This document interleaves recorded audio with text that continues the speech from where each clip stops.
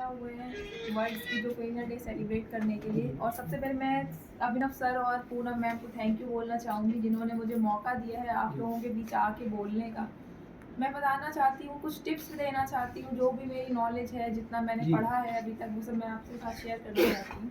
तो देखिए, पहली चीज़ है, स्किज़ोफ्रेनिया के जो पेशेंट होते हैं, ज़्यादातर लोगों को ऐसा लगता है कि उन्हें कोई बीमारी है ही नहीं, तो वो दवाई लेना ही नहीं चाहते हैं, वो दवा लेने से मना कर देते हैं। तो ऐसे में हमें ध्यान रखना होगा कि वो प्रॉपर तरीके से दवाएँ लेते रहें। और ऐसा भी हो जाता है कि पेशेंट को कुछ साइड इफ़ेक्ट होने लगते हैं, दवाई लेने के बाद साइड इफ़ेक्ट होने लगते हैं, तो ऐसे में वो दवाएँ बंद कर देते हैं। तो हमें उनकी दवाएँ बंद नहीं करनी है, बल्कि साइकियाट्रिस्ट के पास जाके उनको बताना है कि ऐसे-ऐसे साइड इफ़ेक्ट्स हो रहे हैं, ताकि उनकी दवा बंद ना हो, क्योंकि दवा की डोज़ को कम या बढ़ाया जा सकता है और दवा उनकी चेंज भी की जा सकती है, पर बंद करना बहुत ज़्यादा गलत है।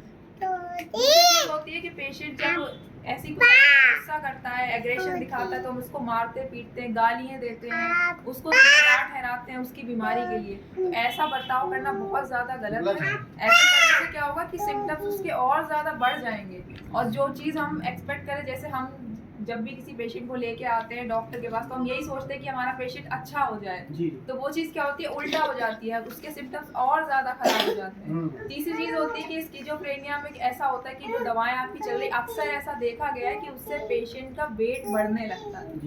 उसमें हमें क्या करना है कि हमें रेगुलर एक्सरसाइज करवानी है, एक अच्छी डाइट देनी है, ताकि जो मोटापे से संबंधित जो बीमारियां हो सकती हैं उनके चांसेस कम हो जाए। उसके बाद चौथी चीज होती है कि हम मज़ारों पे जा रहे हैं, मंदिर पे जा रहे हैं। देखिए, पूजा पाठ करना बहुत अच्छी बात होती है, दवा और दुआ बहुत अच्छी चीज़ है। अगर दुआ हम दवा के साथ कर रहे हैं तो ऐसा बोलते हैं कि हमारी जो फायदे हैं वो डबल हो जाते हैं। लेकिन हमें इस बात को समझना होगा कि ये एक बीमारी है, तो सबसे पहले काम इसका साइकियाट्रिस्ट का है, उसके बाद इसका काम है दवाओं का। और चौथी चीज ये है कि अगर एक चीज होती है पैरानॉइड डिल्यूजन, जिसका मतलब होता है शक करना। स्किज़ोफ्रेनिया में अगर किसी को पैरानॉइड डिल्यूजन है, वो किसी पे शक कर रहा है, मतलब उनको ऐसा लगता है कि वो मारना पीटना चाहता, कोई उनको मारना पीटना चाहता है, कोई उनके पीछे है, लोग उनको नुकसान पहुंचाना चाहते हैं, तो इस केस में हमें बहुत ज़्यादा ध्यान रखना पड़ेगा। मेनली क्या होता है, हमारे जो हम बोल रहे हैं, वर्बल कमेंट जो हमारे होते हैं, उनका बहुत ध्यान रखना होगा, क्योंकि बहुत सारी बातें ऐसी होती है हमारे लिए बहुत छोटी सी बात है, पर पेशेंट उसको मन से लगा लेता है, और ऐसे में क्या होता है, उसकी जो बीमारी होती है वो और बढ़ जाती है, वो और ज़्यादा परेशान हो जाता है, और ज़्यादा शक उसका बढ़ जाता है, बीमारी बढ़ जाती है उसकी। ठीक है, तो मैं बस इतना ही बोलना चाहती हूँ। Thank you so much.